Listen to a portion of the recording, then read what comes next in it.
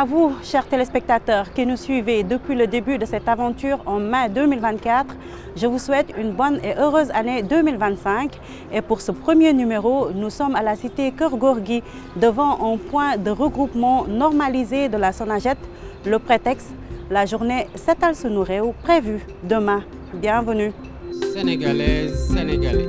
Le président Bassirou Diomaye Diakhar Faye a prononcé son traditionnel message à la nation mardi 31 décembre 2024, marquant la fin de l'année et l'occasion de se projeter vers l'avenir.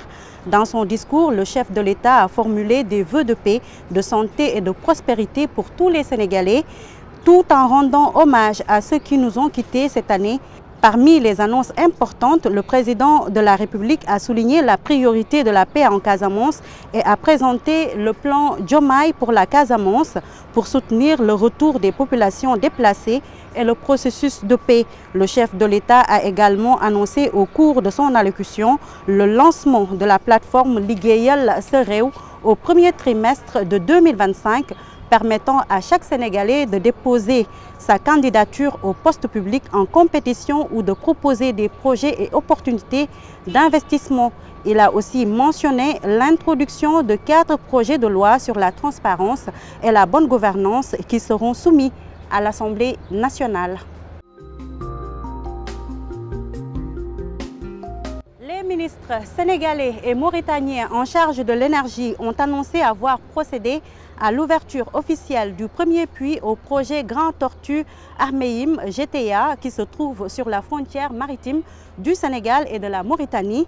L'ouverture du premier puits du champ GTA a eu lieu mardi 31 décembre 2024 à 17 h. Les deux chefs de département ont déclaré que l'ouverture de ce premier puits du projet marque le couronnement des opérations techniques et ouvre la voie au démarrage de la commercialisation du gaz prévu prochainement. Le ministre de l'Hydraulique et de l'Assainissement, Cheikh Tidiane Dièye, a paraphé lundi à Diamniadio le mandat d'exécution pour lequel l'État confie à la SONES le chantier du transfert d'eau douce à Touba en provenance du lac de Guiers. Ce projet répond à une priorité, celle de garantir un accès durable à l'eau potable pour tous les habitants de la ville sainte de Touba, mais également moderniser le réseau de distribution, un engagement du chef de l'État qui a bien voulu répondre aux souhaits du Khalife général des Mourides. Le Comité national de l'initiative pour la transparence dans les industries extractives ITIE a publié lundi à Dakar son rapport annuel 2023. Le total des revenus générés par le secteur extractif pour l'année 2023 s'élève à 380 milliards, dont 346 milliards affectés au budget de l'État. Depuis 2019, c'est la plus importante hausse de revenus miniers et pétroliers qui ne cesse d'augmenter d'année en année, signe de l'expansion de ce secteur qui, l'an dernier, représentait 31,89% des exportations sénégalaises, selon le rapport de l'ITIE.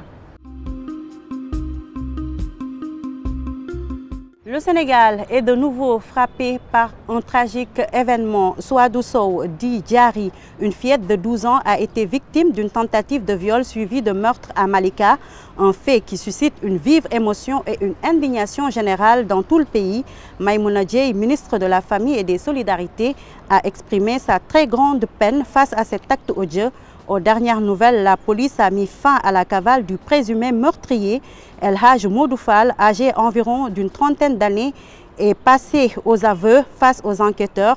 Il affirme avoir tenté de violer la jeune fille avant de la tuer face à la résistance de Diary.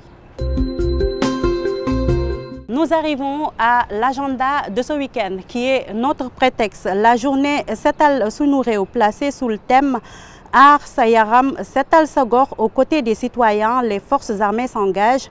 Cette édition sera présidée demain par le chef de l'État, Bassirou Diomaye Diakhar Faye, chef suprême des armées à Yeumbeul, une commune de la région de Dakar. Le ministère des Forces armées, maître d'œuvre de cette édition, va apporter quelques innovations dans l'organisation de cet événement à travers le parrainage des comités locaux de nettoyage des régions par les brigades de gendarmerie, a indiqué le général Martin Faye, haut commandant de la gendarmerie nationale. Nous arrivons à la fin de ce premier numéro 2025 de 7 sur 5. Je vous souhaite encore une fois de passer une très bonne année. Je vous donne rendez-vous la semaine prochaine. D'ici là, portez-vous bien.